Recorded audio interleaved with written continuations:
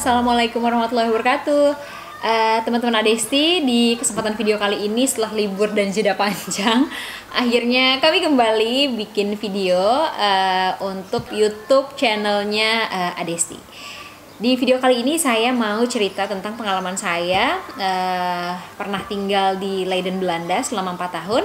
Dan spesifik di video kali ini mau bahas tentang dokumen-dokumen apa saja yang dibutuhkan untuk bisa pergi ke Leiden, Belanda, khususnya untuk menemani pasangan melanjutkan studi di negeri Kincir Angin. Jadi buat teman-teman yang mungkin nanti mau menemani pasangannya studi di Belanda, ada beberapa dokumen yang teman-teman harus persiapkan ya. Jadi di antara dokumen yang perlu dipersiapkan itu diantaranya adalah satu, bagi kalian yang sudah menikah, kalian perlu mempersiapkan buku nikah. Ya, kedua, dokumen yang kalian harus persiapkan adalah akte kelahiran, baik itu akte pasangan suami kalian atau istri kalian atau anak-anak kalian.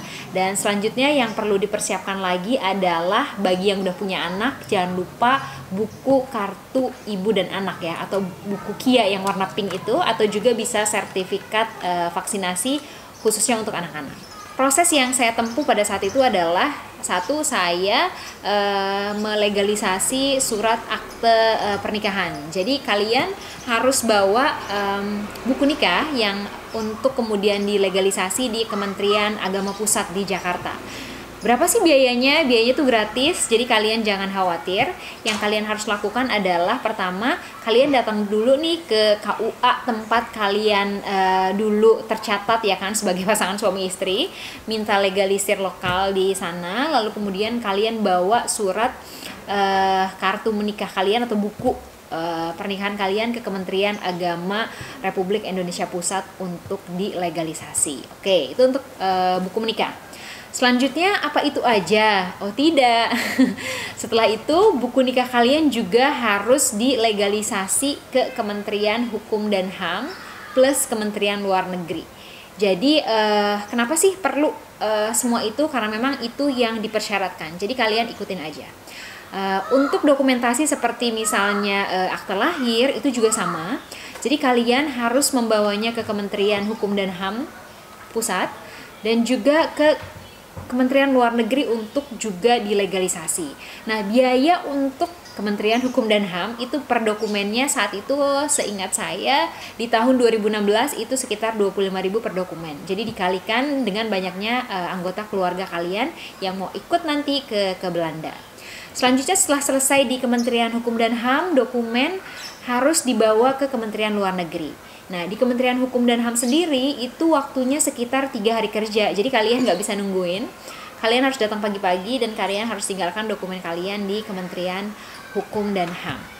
Selanjutnya setelah kalian selesai di Kementerian Hukum dan HAM, kalian bawa dokumen kalian ke Kementerian Luar Negeri. Nah, untuk di Kementerian Luar Negeri ini kalau tidak salah biayanya tuh nggak mahal, hanya sekitar 10.000 ya, itu hanya administrasi aja. Dan itu cuman 1 hari kerja. Jadi buat kalian yang tinggalnya dekat-dekat Jakarta itu gampang lah ya ngambilnya. Tapi untuk kami yang tinggalnya memang di Serang itu perlu waktu dan pernah sampai menginap juga di rumah adik aku di Jakarta. Bahkan sempat juga sampai PP gitu ya. Jadi intinya semua dijalani dengan happy lah, karena fokusnya sama tujuan ya, mau pergi nih gitu kan ke Belanda, jadinya seneng. Nah, setelah dari Kementerian Agama, terus Kementerian Hukum dan HAM, terus Kementerian Luar Negeri, nah belum selesai nih, kalian harus bawa akte lahir yang sudah dilegalisasi di Kementerian Hukum dan HAM plus di Kementerian Luar Negeri itu ke Kedutaan Belanda di Kuningan. Karena pada saat itu adalah visa kami atau visa saya dan anak saya itu adalah MVV. MVV itu jadi visa yang kita gunakan untuk tinggal selama lebih dari 90 hari. Jadi visanya itu bukan turis atau bukan Schengen gitu, tapi visa yang memang untuk tipe D sebutannya itu. Jadi tipe yang memang mau tinggal lebih dari 90 hari. Kalau sekarang teman-teman kalau misalnya mau ngurus visa yang non MVV tadi, teman-teman harus pergi ke VFS Global. Jadi dia adalah salah satu lembaga Indonesia Belanda yang mengurus visa untuk bisa pergi ke Belanda ya khususnya itu. Jadi itu dokumen-dokumen penting yang harus kalian persiapkan dalam rangka menyongsong kehidupan yang atau pengalaman yang baik gitu, maksudnya pengalaman yang menarik gitu ya untuk tinggal di Belanda. Kenapa sih pertanyaannya nggak pakai biro jasa, ribet banget gitu kan? Lagi-lagi karena pada saat itu kami itu terlalu senang banget, jadi segala prosesnya tuh benar-benar pengen dinikmatin dan capek tapi kita jadi tahu alurnya tuh gimana gitu.